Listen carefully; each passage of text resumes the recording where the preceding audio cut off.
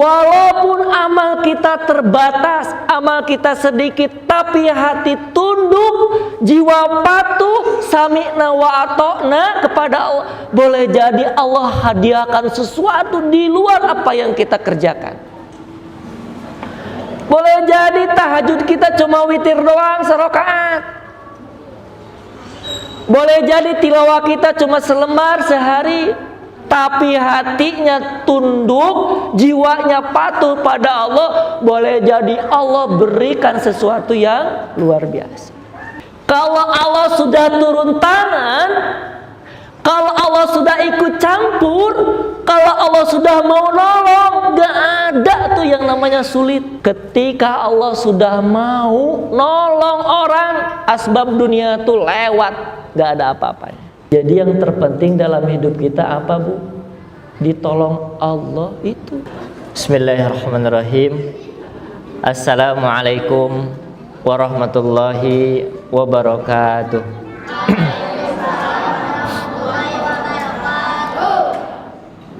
Innal hamdalillah nahmaduhu wa nasta'inuhu wa nastaghfiruh wa na'udzu billahi min syururi anfusina wa min sayyiati a'malina. May yahdihillahu fala mudhillalah wa may yudlil fala hadiyalah. Asyhadu an la ilaha illallah wahdahu la syarikalah wa asyhadu anna Muhammadan abduhu wa rasuluh. Allahumma salli wa sallim wa barik ala nabiyyina Muhammadin wa ala alihi wa ashabihi ajmain. Wa qala Allah ta'ala fil Qur'anil Karim, a'udzu billahi minasy syaithanir rajim. Man 'amila shalihan min dzakarin aw unsa wa huwa mu'minun falanuhyiyannahu hayatan thayyibah wa lanajziyannahum ajrahum bi ahsani ma kanu ya'malun. Allahumma rabbi shrah li sadri wa yassir li amri wahlul 'uqdatam min lisani yafqahu qawli. Amma ba'd. Segala puja puji milik Allah Subhanahu wa taala. Dialah zat yang telah menghadiahkan, yang telah menganugerahkan ragam nikmat untuk kita sekalian. Nikmat yang tak pernah putus, nikmat yang tak pernah lepas.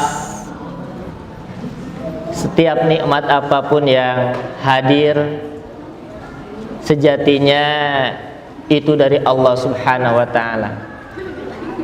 Dan perlu diketahui bahwasannya nikmat yang paling utama bagi kita adalah nikmat iman, nikmat Islam, nikmat amal soleh. Siapapun di antara kita yang mendapati hari-hari dalam kehidupannya penuh dengan ketaatan kepada Allah Subhanahu wa ta'ala, berbahagialah. Siapapun di antara kita yang hari-harinya penuh dengan kerinduan dan kesungguhan untuk mendekat kepada Allah Subhanahu wa ta'ala, berbahagialah.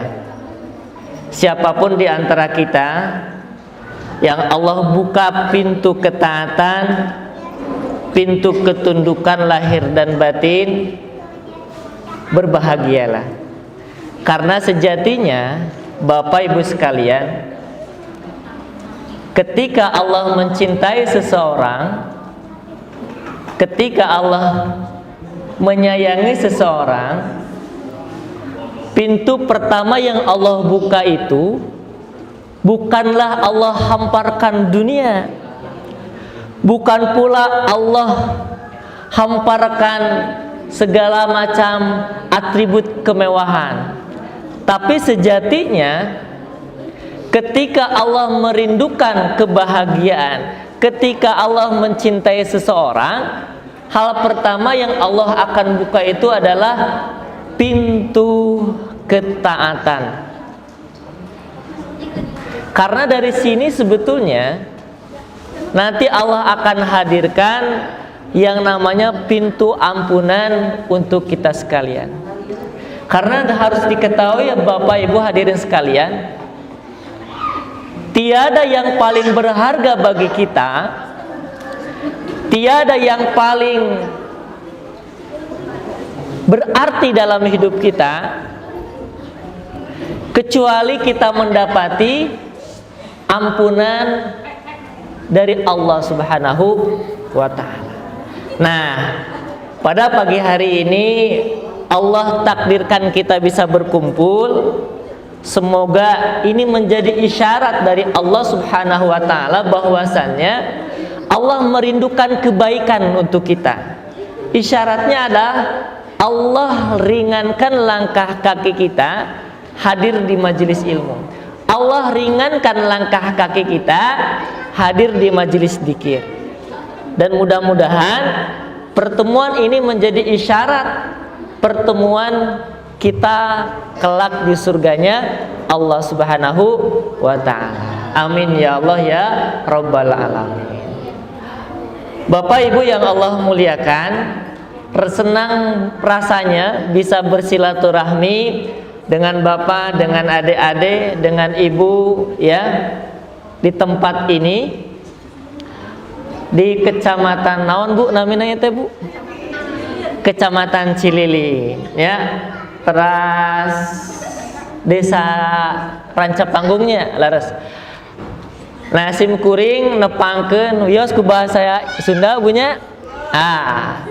Simkuring nepangkeun nami Asep Hamdani Asgar Bu, asli Garut. Alhamdulillah pas di Bandung rada lami begitunya. Saat ini aktivitasnya selain sebagai karyawan di PT Bio Farma, saya termasuk salah satu pengurus yayasan SMK Cendekia Batu Jajar begitu. Kemudian pengurus di Masjid Al-Muhajirin Puspa Regensi, kemudian di pengurus DKM Masjid An-Nur Bio Farma. Alhamdulillah pagi hari ini bahagia rasanya bisa bersilaturahmi dengan Bapak Ibu sekalian. Yuk sebelum kita mulai, kita luruskan jarum jam hati kita dulu nih, agar setiap detik yang kita jalani saat ini, baik saya ataupun kita sekalian, menjadi detik yang Allah catat kebaikannya. Jangan sampai sudah mengeluarin waktu, ngeluarin tenaga, mungkin biaya, tapi tak ada nilainya di sisi Allah Subhanahu wa ta'ala. Luruskan niat kita hadirnya ke tempat ini. Satu, gimana caranya biar Allah sayang ke kita, itu saja, nggak ada yang lain. Luruskan niat kita, karena ternyata kesempurnaan niat itu akan menjadi asbab kesempurnaan pertolongan Allah Subhanahu wa ta'ala. Berapa banyak orang yang dari sisi asbab dunia itu sulit dan susah, tetapi karena memiliki kekuatan niat yang benar karena Allah Subhanahu wa ta'ala, ternyata Allah beri kemudahan dalam segala urusannya. Bu, punten izin sakedapnya, aduh asa di pantai ya teh. Nah gitunya, kayak abi uhtidi lebat angin. Duh, tadi sampai mananya Bu? Sampai pantai. Hebatnya kekuatan niat ini menjadi satu hal yang menjadi poin penting yang harus kita perhatikan. Bu, kita cerita dulu ya. Boleh cerita nggak nih? Boleh nggak? Oke, saya cerita dulu ya. Pertama, di Surabaya ada seorang kakek tua, ya. Kalau kakek sudah pasti tua, ya. Ada seorang kakek yang sudah sepuh. Qadarullah beliau itu adalah seorang pengayuh beca. Tetapi dalam hatinya, lihat nih Bu ya, bagaimana Allah punya skenario yang luar biasa bagi orang yang memiliki niat yang lurus. Ada niat merindukan hadir di Baitullah, merindukan keinginan menjadi seorang haji. Niatnya bulat, ingin sekali menjadi tamu Allah Subhanahu wa ta'ala. Kemudian kakek ini berazam, setiap hari Jumat akan saya gratiskan siapapun yang naik becak saya. Cakep gak Bu? Luar biasa. Setiap Jumat siapapun yang naik becak saya akan saya gratiskan. Saya berazam rindu menjadi tamu Allah Subhanahu wa ta'ala. Setiap Jumat begitu Pak, Bu. Ada penumpang naik gratis, penumpang naik gratis, penumpang naik gratis. Hingga suatu saat datanglah seorang bapak-bapak naik becak si kakek tadi. Kemudian ketika selesai dan mau turun dari becak, Pak, ini bayarannya. Pak, mohon maaf, setiap Jumat saya berazam untuk memberikan gratis tanpa bayaran siapapun yang naik becak saya. Saya pengen mudah-mudahan ini menjadi wasilah kerinduan saya untuk bisa berangkat haji dan umroh. Tertegun si bapak tadi, berpisahlah antara pengayuh beca dan si bapak tadi. Tahu nggak siapa yang naik beca tadi? Yang naik beca langsung ke kantornya. Ternyata beliau ini adalah seorang pengusaha. Dipanggillah anak buahnya, Pak, sini. Saya tadi naik beca. Cerita gratis, pengen haji gini. Tolong bantu ya, cari tahu bapak tadi di mana rumahnya, alamatnya di mana, langsung kasih tahu ke saya. Asistennya ini langsung nyari datanya. Gak berlangsung lama, didatangilah si bapak ini oleh seorang pengusaha tadi. Pak, sebetulnya saya tuh pengen ngasih hadiah, tapi setelah dengar bapak cerita tadi, rencana mau ngasih hadiah motor dan lainnya, bismillah, bapak saya berangkatkan haji, ini ongkosnya.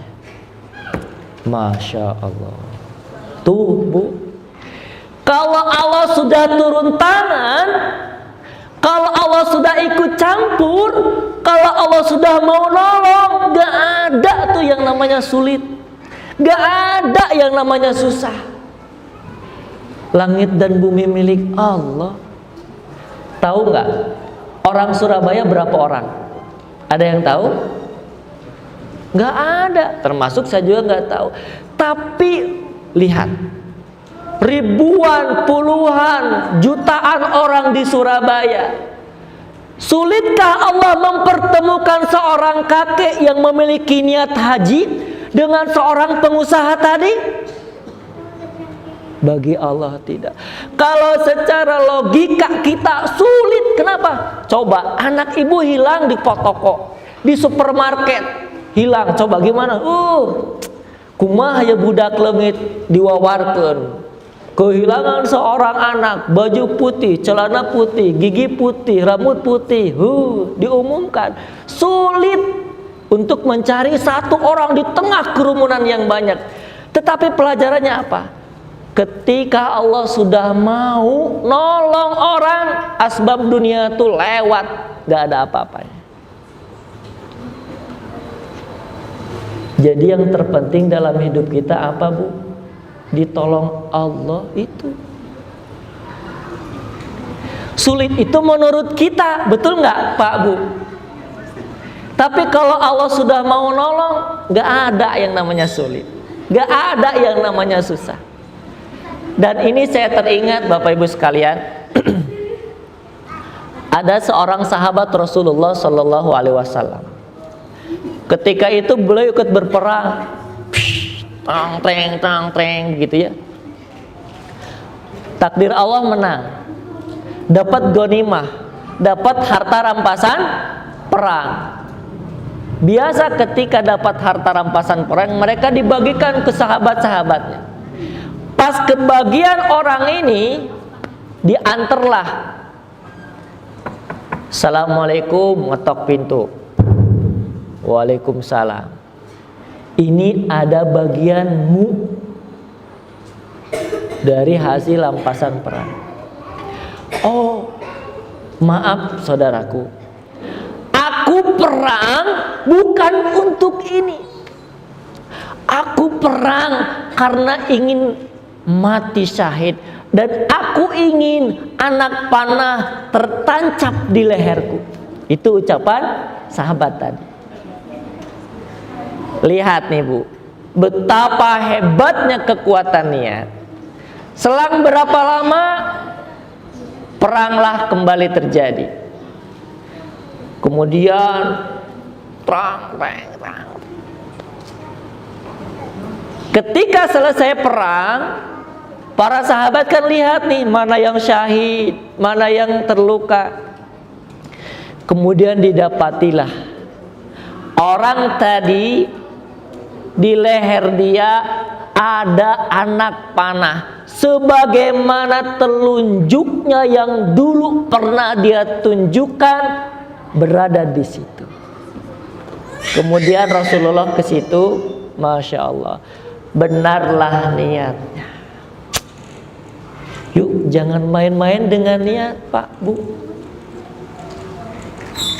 Dengan niat bisa menjadi asbab pertolongan Allah Subhanahu wa Ta'ala. Makanya siapapun di antara kita, hati-hati dengan niat. Jangan sampai salah niat. Cenah angkat ke masjid, mangpang mempeng si akang eueuh. Atuh peperiheun di imah rudet cenanya. Di imah eueuh gawe geus ngaji ka ditu sugana ya konsumsi. Ya. Kita luruskan niat kita. Kenapa? Innamal a'malu binniyah wa innama likulli imri'in man nawa. Amal itu tergantung niat. Dan niat itu amal itu tergantung niat, dan kita akan mendapati apa yang kita niatkan. Oke. Nah, Bapak Ibu yang Allah muliakan, sederhananya saat ini pikiran terbesar dalam hidup kita, bagaimana caranya setiap hari-hari dalam kehidupan kita ditolong Allah. Sudah, itu aja pikiran kita. Karena nih Bu, Pak, kalaupun jin dan manusia bergabung seluruhnya dan ingin ngasih satu butir nasi kepada kita, wallahi demi Allah, kalau Allah nggak ngizinin, nggak bakalan sampai. Harus dicamkan nih. Kalaupun seluruh jin dan manusia gabung pengen ngasih ke kita, walau satu butir nasi pun, demi Allah, kalau Allah nggak ngizinin mah nggak bakalan sampai. Pun sebaliknya, ya, kalau seluruh jin dan manusia gabung pengen nahan rizki ibu, walau satu butir nasi pun, demi Allah nggak bakalan ketahan. Kalau Allah sudah mau ngasih ke ibu, ke bapak, pasti dapat. Sekomplek gak suka ke ibu, tong dibere si ibu eta mah, tong dibere pokoknya mah. Tapi Allah bicara lain, kasih nggak bisa. Ya, satakar kebek ibu nahan, tapi kalau Allah ngelepas takdir Allah yang kuasa. Nah, pelajaran pentingnya Bapak Ibu sekalian, gimana caranya biar Allah nolong kita? Betul nggak? Gimana caranya Allah nolong kita? Nah, saya dapat perumpamaan gini Bu, Pak. Ibu punya anak, ya. Dek, sini. Tolong beliin terasi ya. Siap. Beli terasi. Kakak sini, sayang, ayah. Beliin gula merah ya. Siap. Dek, sini. Beliin kacang goreng. Siap. Yang kedua, Dek, sini. Beliin terasi. Tar. Kakak sini. Beli gula merah. Tolong. Dek, tolong dong beliin kacang. Mau. Kalau dilihat dua orang tadi, Bu, ya.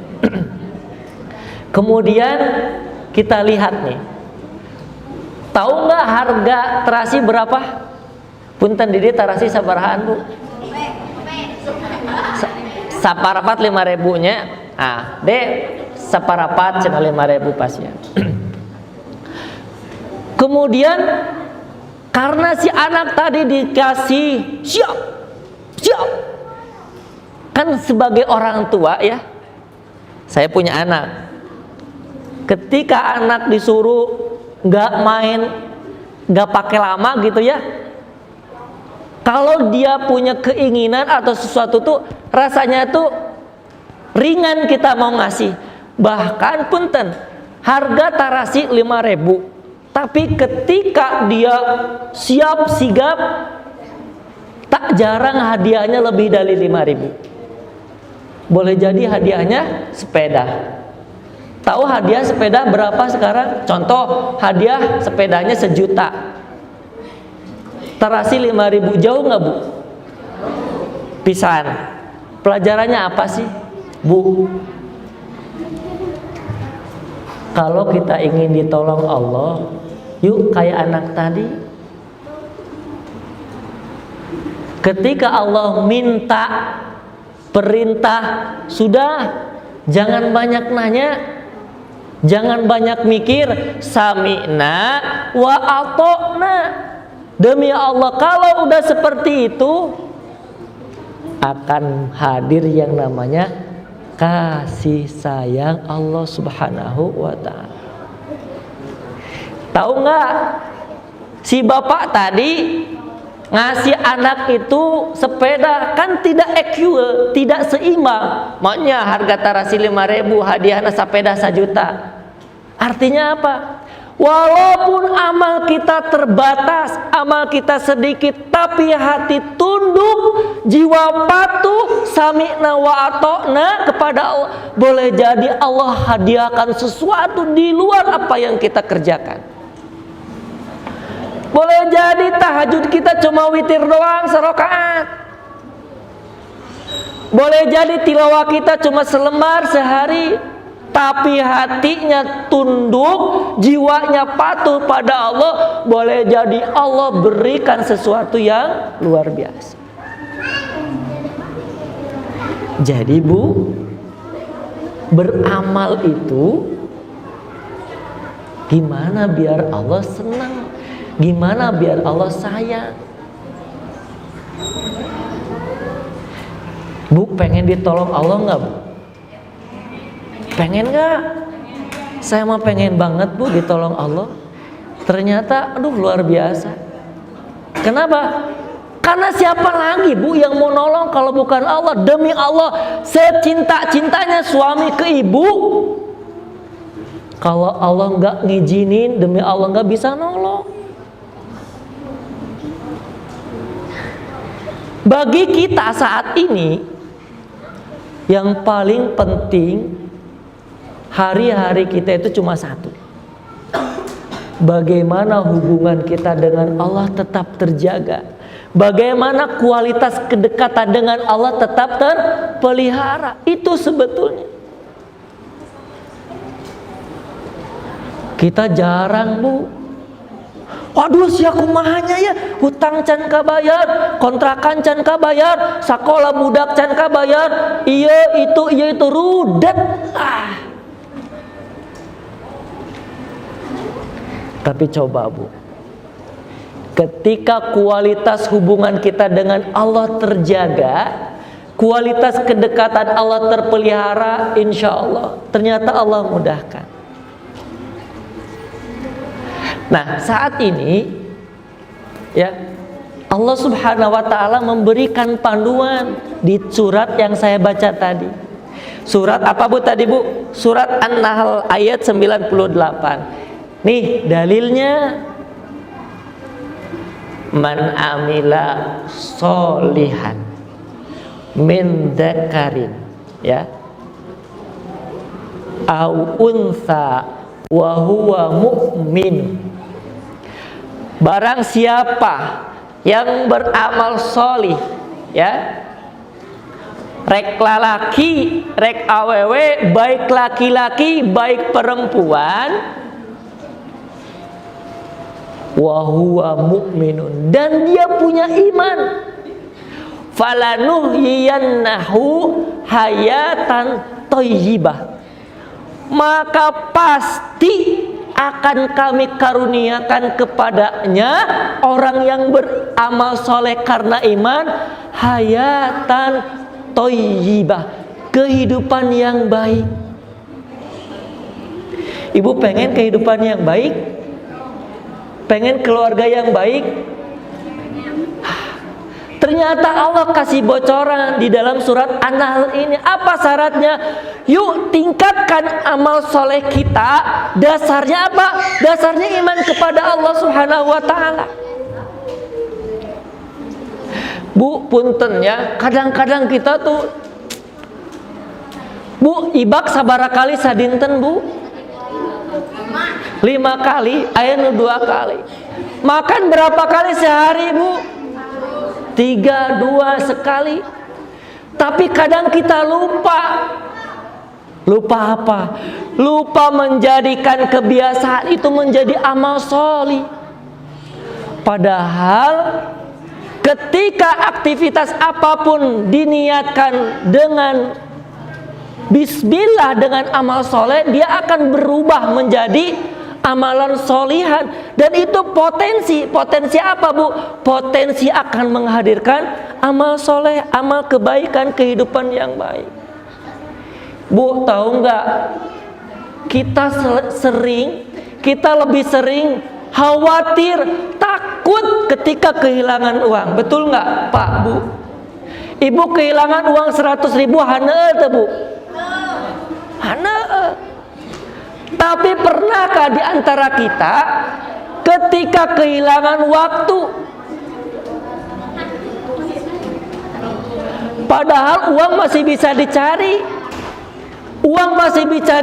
tapi waktu 1 detik yang lalu, demi Allah, dia akan menjadi catatan dan hanya akan kita temui kelak di yaumil hisab. Punten nih, masa muda ibu nggak bisa balik lagi, walaupun ibu pakai baju SMA, walaupun pakai rok SMP, nggak bisa balik lagi. Kenapa? Karena sejatinya hakikat waktu itu adalah sesuatu yang memang dia tidak bisa akan kembali.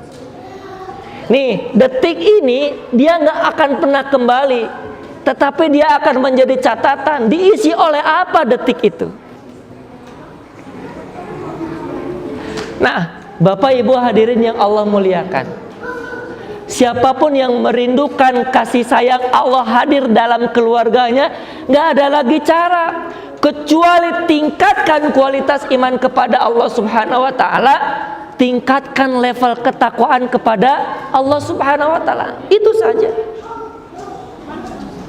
Jadi bohong kalau kita merindukan keluarga yang sakinah, keluarga yang mawadah, tapi ketika Allah perintahkan kita nggak mau. Allahu Akbar, Allahu Akbar. Suara apa tuh, Bu? Suara apa? Bukan, itu suara saya. Ketika Allah perintahkan untuk sholat, di mana posisi kita? Ya. Yuk, mulai saat ini, siapapun yang merindukan kebahagiaan, kasih sayang di keluarganya, tidak ada cara kecuali tingkatkan level keimanan, level amal soleh, dan ketakwaan kita kepada Allah Subhanahu wa Ta'ala. Jadi level kesedihan kita rubah sekarang, Bu. Sedih ketika gak punya gelang, sedih ketika gak punya cincin, sedih gak punya baju, sudah tinggalkan. Apa sekarang? Sedihlah ketika malam gak bisa tahajud, sedihlah kalau gak bisa sholat subuh berjamaah, sedihlah kalau gak bisa infak, sedihlah kalau gak bisa baca Quran. Kita sekarang salah, Bu, Pak. Sedihnya itu ketika gelang gak punya, tetangga beli kulkas, kita gak beli, tetangga beli mobil, kita yang panas. Itu yang keliru. Yuk, bahagia kita rubah. Jangan bahagia ketika gelang banyak, uang banyak, ya, rumah banyak. Tidak. Bahagia kita harus dirubah. Bahagia kita ketika kita bisa qiyamul lail, bisa sedekah, bisa tilawah, bisa doa, bisa bersih hati, jauh dari dengki. Tetangga beli mobil, nah kita yang panas, nah kita yang gak seneng. Kalau tetangga beli mobil dan kita disuruh nyicil, baru ngambek. Tetangga beli tas baru, apal tuh itu kenapa? Oh, si ibu naon beli tas nyicil, nggak usah diomongin. Kalau tetangga beli tas baru, nggak apa-apa, selama dia nyicil sendiri. Kalau nyicilnya minta ke ibu, baru protes. Ya, tiap bulan nyicil ke ibu, naon dia? Oh, abi beli kantong, nah ka urang minta cicilanna, tah baru ngambek. Ya, sudah. Siapapun di antara kita yang ingin kebahagiaan dunia, kebahagiaan akhirat, sudah. Iman tingkatkan, takwa tingkatkan. Bu, hidup kita itu nggak akan lama. Besok lusa juga pasti akan pulang kepada Allah Subhanahu wa Ta'ala. Makanya nih, Imam Ali bin Abi Thalib karamahullahu wajhah memberikan wasiat kepada kita. Ya. Senantiasalah takwa dalam kehidupan kita. Menurut beliau, at-taqwa ada 4. 1, al-khaufu bil jalili. Siapapun orang yang merindukan ketakwaan, kata beliau, ada rasa takut dalam hatinya kepada siapa? Kepada Allah Subhanahu wa Ta'ala.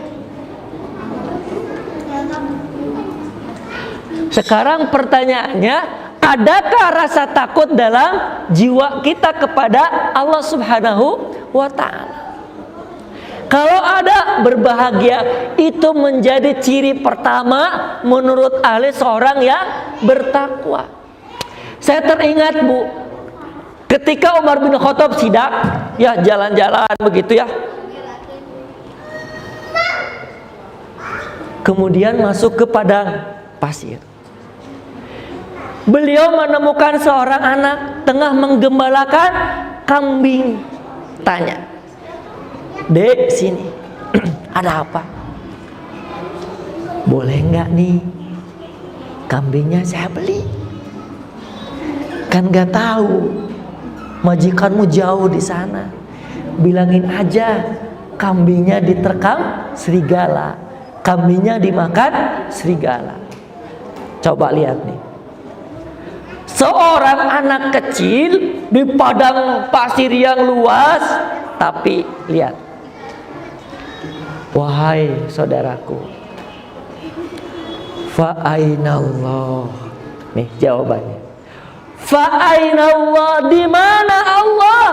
Lihat, jawabannya tidak seperti ini. Kayak kumaha majikan saya? Kan ayah majikan saya, tidak.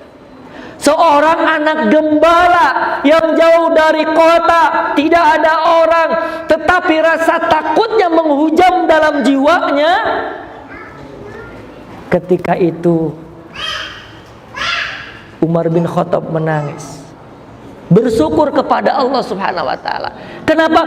Melihat rakyatnya, kendati bukan seorang kaya, kendati hanya seorang penggembala, tapi imannya menghujam dalam jiwanya. Buktinya apa? Ketika diminta untuk menjual kambingnya dengan alasan diterkam, bukan majikan yang dia takuti, bukan khalifah yang dia takuti, tapi siapa? Fa'ainallah, di mana Allah? Masya Allah. Hal pertama bagi kita, kalau ingin mendeteksi ketakwaan kepada Allah, sudah sejauh mana ketakutan kita kepada Allah Subhanahu wa taala.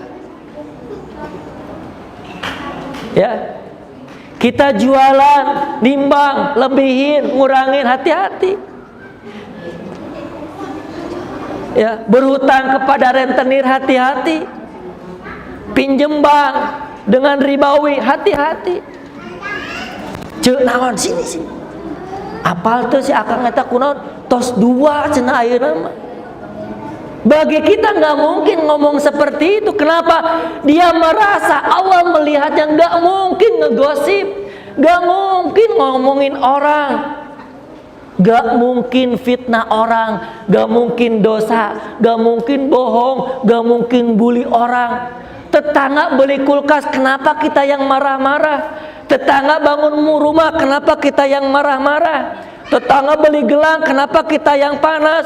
Gak ada cerita bagi orang mukmin. Kenapa? Ada iman di hatinya, ada rasa takut di hatinya. Gak. Hilangkan rasa iri, dengki, senang melihat orang susah, susah melihat orang senang. Tuh ciri orang dengki. Tetangga bapaknya promosi, nah kita yang naik tensi. Jangan seperti itu. Ya, iri, dengki, naudzubillahi min dzalik. Yang kedua kata Ali, wal amalu bitanzili. Orang takwa cirinya amalnya itu berdasarkan keterangan, berdasarkan dalil-dalil. Saya dapat cerita, Bu. Suatu saat nih, Bu, Pak, ada seorang berangkat haji kemana? Ke Mekah. Ustadz ini pembimbingnya lihat, datang dia sholat subuh. Beres sholat subuh, sholat deui, terus gitunya. Si pembimbing teh nanya, Pak, assalamualaikum. Kumaha damang-damang. Pak, sholat naon tadi? Sholat subuh. Nah, meni seueur-seueur teh, Ustadz mumpung di Mekah cenah. Walaupun di Mekah sholat subuh mah tetap 2 rakaat. Walaupun kita kuat sholat di Mekah, nggak ada cerita sholat subuh sampai 12 rakaat. Artinya apa? Amal itu harus berdasarkan apa, Bu? Berdasarkan ilmu dan berdasarkan keterangan. Meskipun ibu hebat kuat begitu ya, sholat subuh mah tetap hanya 2 rakaat. Jadi ciri orang yang kedua, orang takwa itu amalnya ditanya dulu. Ini ada contohnya nggak dari Rasul? Abi mah pokok nama pami saumnya sahur nya janari. Abi mah kiat maghrib abi mah tara buka iraha buka engke abi mah isa. Memang sekilas, secara sekilas tuh hebat. Tapi Rasul nggak nyontohin kayak gitu. Mun waktu na buka, segerakan buka. Allahu Akbar, segerakan buka.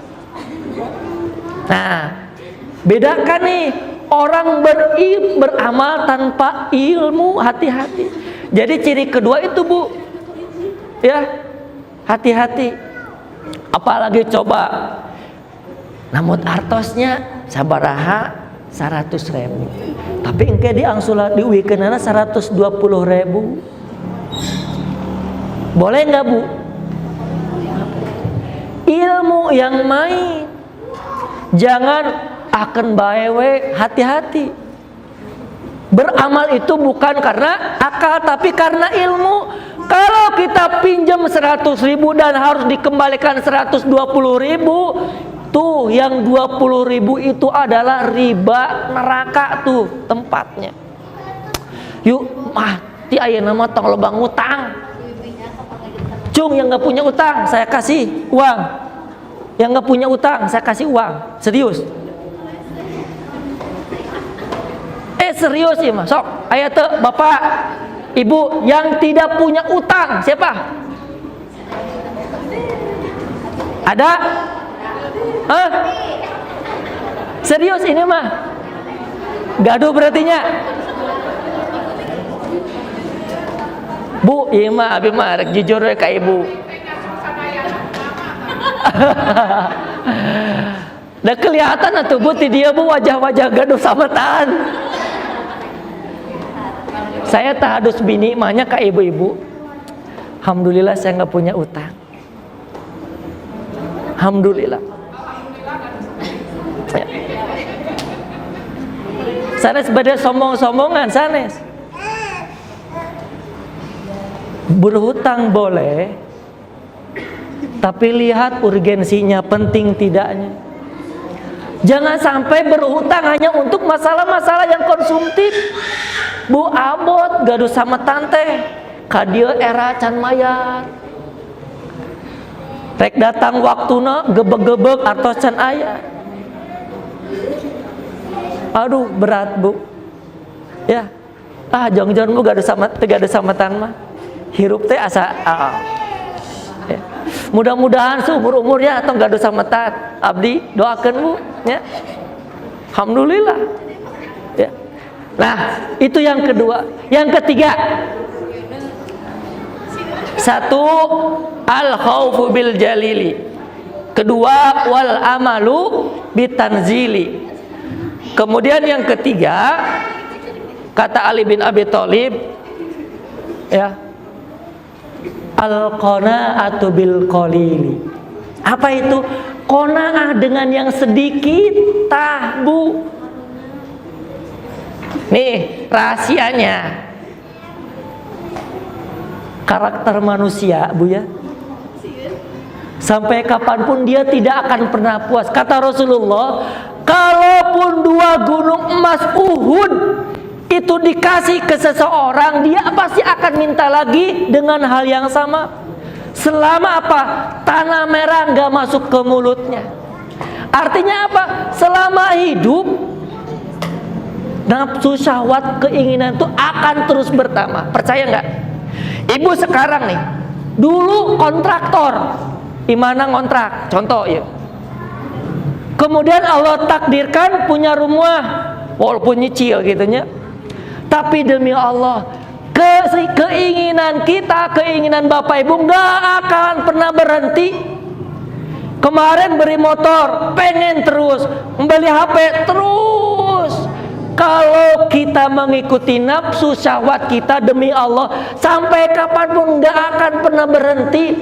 Sekarang beli kerudung warna ini, besok keluar warna baru, pengen yang baru. Datang tukang kredit, Bu bade ya kompor anyar cenanya. Ya Magicom anyar cenah, ieu mah tiasa ngabubur, tiasa ngaliwat.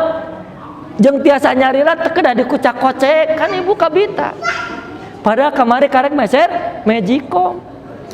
Hati-hati, makanya kata Ali, ciri ketiga orang takwa itu adalah al-qanaatu bil qalili, qanaah dengan pemberian yang ada. Si bapak ya Bu tah nampi disuhun ku ibu teh. Alhamdulillah. Hati-hati Bu, mun ibu dibere ku si bapak plek sabaraha ya meuni kieu, tah langsung molotot engke budakna teh ngiluan, mama nyukeun artos pere ku ibu teh, nah sakieu, tah eta teh dicontohan ku ibu. Makanya Bu, saya belajar nih dengan keluarga. Berapapun penghasilan bulanan, pertama ingat syukuri apapun itu. Walaupun punten secara hitung-hitungan teka hitung, can sakola, can ieu, can itu omat. Pesan saya, tong waka protes kanu jadi salaki. Alhamdulillah hatur nuhun akang. Alhamdulillah. Dah titik. Kalau sudah ada jiwa qanaah dalam jiwa kita, Allah nanti yang nyukupin. Bu, punten saya anak 3 mau 4, istri 1. Sering cerita bareng istri, gaji sekian, utang hitung, asa teu asup akal atuh dah. Kenapa?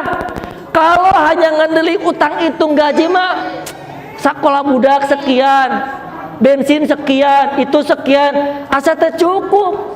Tapi kalau sudah jiwanya nerima, bismillah, ya Allah, mi sing cukup, bismillah, semoga cukup. Cukup. Ketika harus beli bensin mobil cukup. Ya. Ketika harus bayar sekolah cukup. Rezekinya dari mana? Dari Allah. Dari mana enggak tahu. Jangan sampai rezeki dari Allah banyak, tapi jiwa qanaahnya nggak ada demi Allah, nggak akan pernah cukup.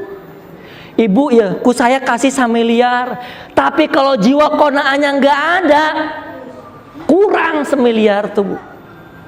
Si bapak kalaupun gaji 20 juta sebulan, tapi kalau jiwanya miskin, jiwanya nggak pernah bersyukur ke Allah, nggak bakalan tuh kenikmatin.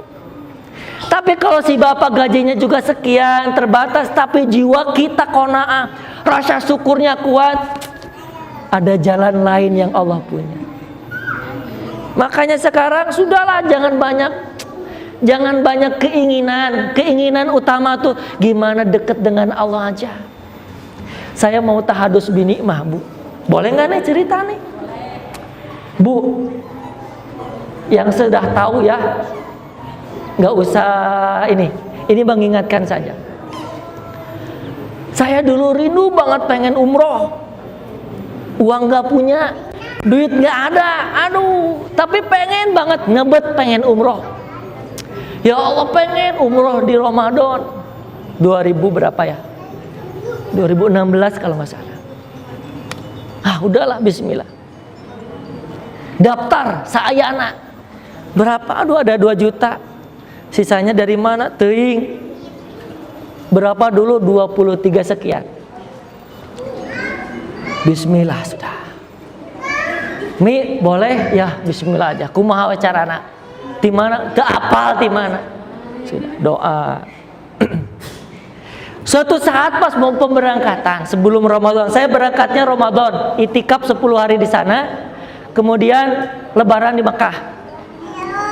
Suatu saat sebelum keberangkatan saya ditelepon, Assalamualaikum Pak Asep, ya, bisa berangkat gak? Berangkat kemana? Itu harus berangkat ke Spanyol. Ngapain? Ada tugas. Tak terbayangkan, tak terpikirkan oleh kepala saya mau berangkat ke sana. Cepat ya, paspornya kirimkan. Karena harus surat diurus gitu ya. Saya cek, ya Allah, apa nih rencananya? Padahal Ramadan itu akan berangkat. Setelah itu Allah takdirkan saya harus berangkat karena dinas. Berangkat kemana Bu? Coba lihat nih ya. Ini bukan gagayaan, tapi lihat kalau Allah sudah mau nolong. Ya Allah, pengen pertama kali negara yang paling pertama saya tempati, saya kunjungi itu adalah Mekah dan Madinah waktu itu. Tapi Allah cerita lain. Ternyata ketika saya panggil sebelum berangkat itu, Pak Asep kamu harus berangkat kemana? Ke Paris. Kemana lagi? Harus berangkat ke Turki. Berangkat ke Spanyol. Masya Allah. Dari niat rindu ingin ke Mekah, gak punya uang, ternyata Allah kasih bonus lebih. Apa? Allah undang saya bisa berangkat ke Spanyol, bisa berangkat ke Turki, bisa berangkat ke Paris, Perancis. Masya Allah, di luar dugaan, gak kebayang. Tahu gak? Gampang bagi Allah. Jatahnya tuh bos saya. Pak Asep punten, saya nggak bisa wakilinnya. Kenapa? Saya harus nganter anak saya daftar kuliah. Masya Allah. Gak kepikir sama saya, Bu? Punten, dari situ apa hubungannya dengan umroh? Ciliki.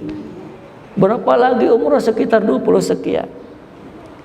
Ternyata ini uang jajannya, ini uang jalannya, ini uang perjalanannya. Masya Allah. Gak punya uang, Allah cukupi, bayar lunas tah. Celek. Berangkat 2016. Masya Allah. Semakin yakin, ternyata kalau Allah sudah turun tangan mah susah tuh bagi kita, tapi bagi Allah mah nggak ada. Nah, yuk Bu, hadirkan niat-niat apa Bu? Niat-niat yang bersih. Jangan mikir alas ya kumaha, kan abi mah ngawarung tukang cengek rek kumaha init ka Mekah, rek kumaha init ka haji. Nggak bisa. Mau cerita lagi satu lagi aja ya Bu ya, karena udah jam 11. Ini tidak maksud apapun, tapi ini menjadi semangat. Saya dengar istri Bu pengen haji. Ya Allah, pengen haji. Nabung sudah Bu, bikin tabungan, tapi belum mencukupi.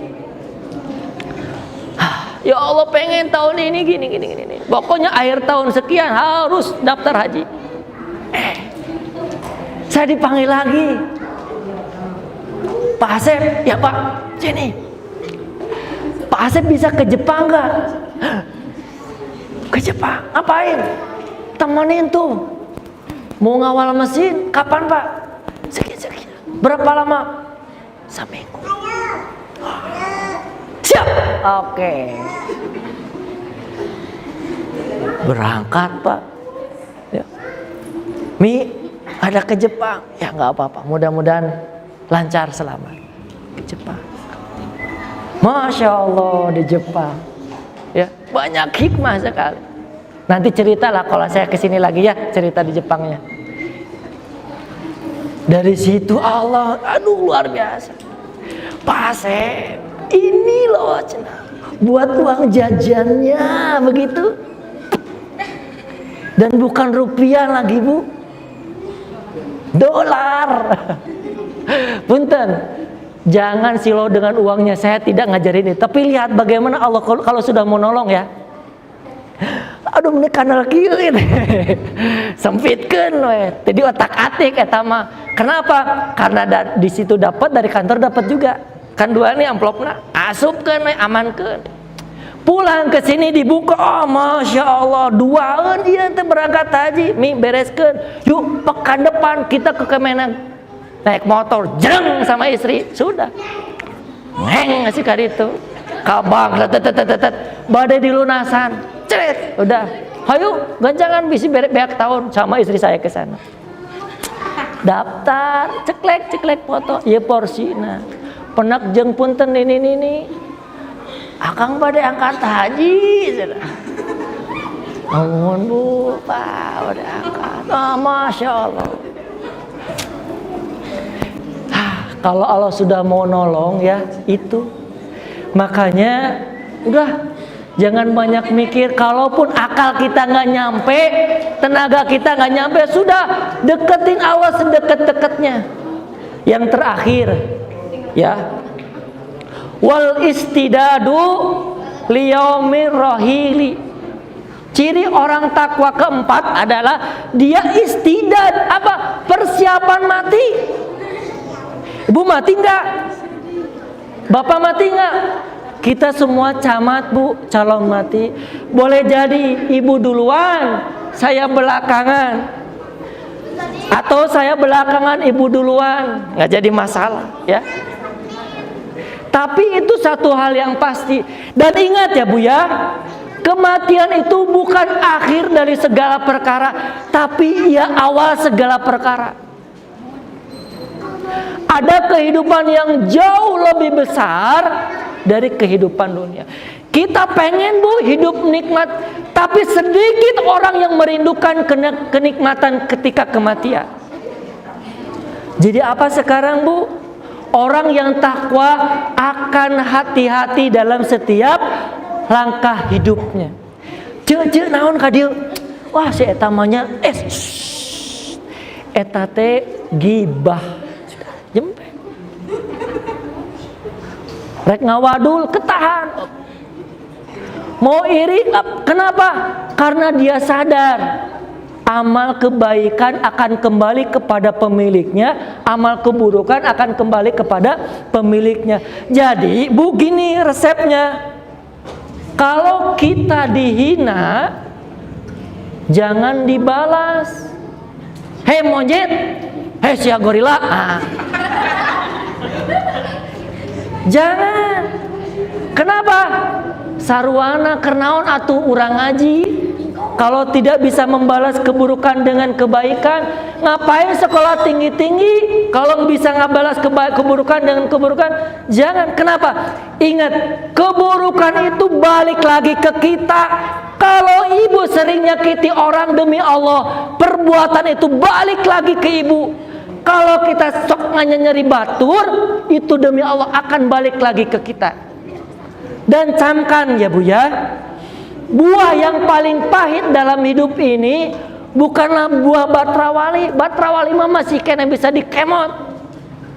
Tapi buah yang paling pahit dalam hidup ini adalah buah dosa dan kemaksiatan.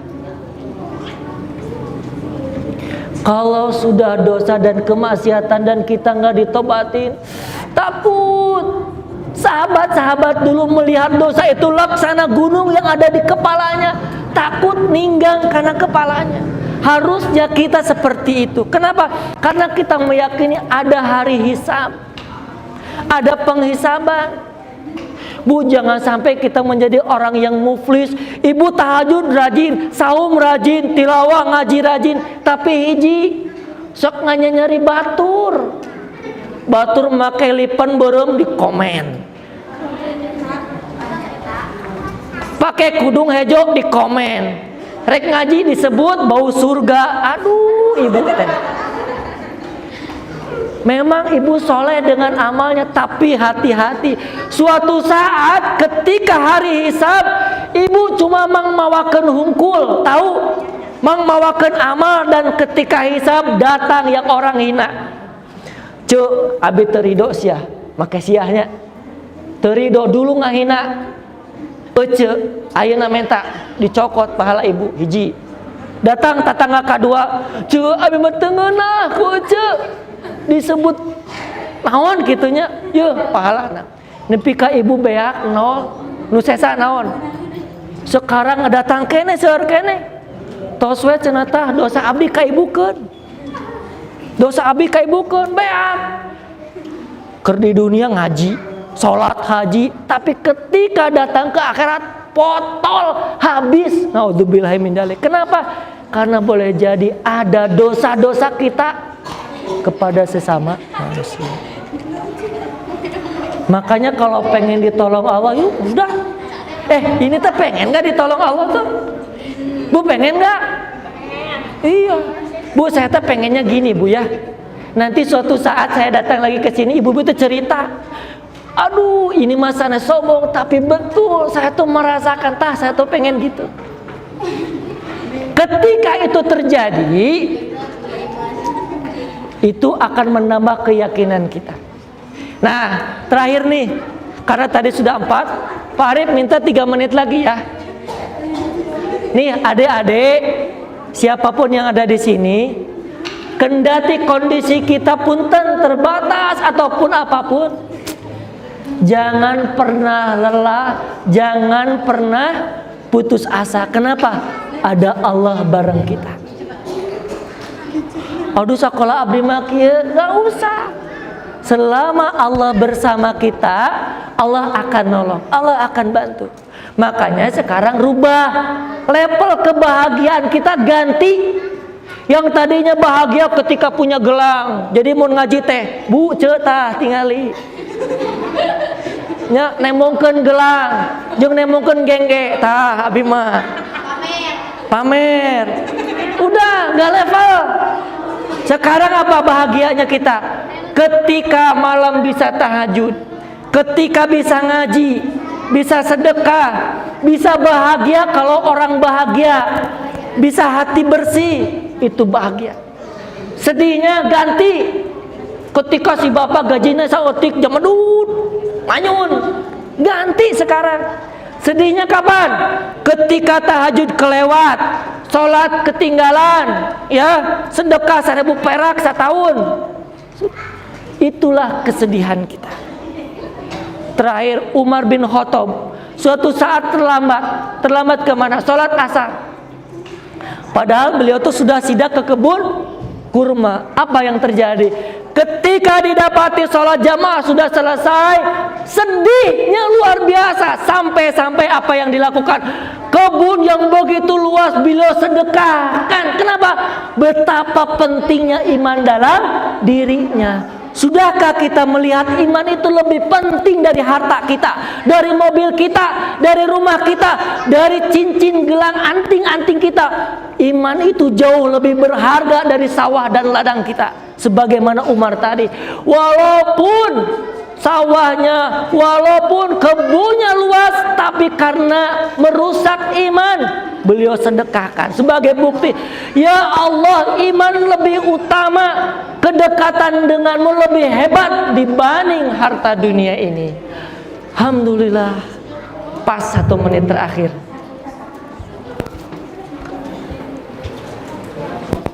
Ibu bapak yang Allah muliakan, Allah yang menakdirkan kita ketemu.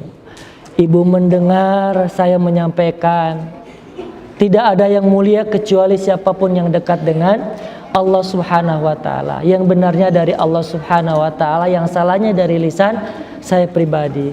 Mudah-mudahan hikmah yang tersampaikan pada pagi hari ini semakin mengokohkan keyakinan kita semua bahwa tiada yang lebih patut kita waspadai selain hubungan kita dengan Allah Subhanahu wa taala. Janji Allah, wa may yattaqillaha yaj'al lahu makhrajan wa yarzuqhu min haitsu la yahtasib. Siapa orang yang bertakwa, Allah akan buka jalan dari arah yang tiada disangka. Allah akan beri rizki dari arah yang tiada disangkanya, dan Allah akan beri jalan keluar dari hal-hal yang tiada dipikirkan oleh dirinya. Insyaallah, mudah-mudahan Allah ridhoi apa yang kita lakukan ini. Segala kekhilafan ada dari lisan saya sendiri, mudah-mudahan Allah ampuni. Bapak Ibu, demikian apa yang bisa disampaikan. Mudah-mudahan isyarat kehadiran dan pertemuan ini menjadi isyarat pertemuan kita kelak di surganya Allah Subhanahu wa taala. Mari kita tutup dengan hamdalah. Alhamdulillahirabbil alamin wa kifaratul majlis. Subhanakallahumma bihamdik asyhadu an la ilaha illa anta astaghfiruka wa atubu ilaik. Aqulu qouli hadza wa astaghfirullah li wa lakum. Billahi taufiq wal hidayah. Assalamualaikum warahmatullahi wabarakatuh.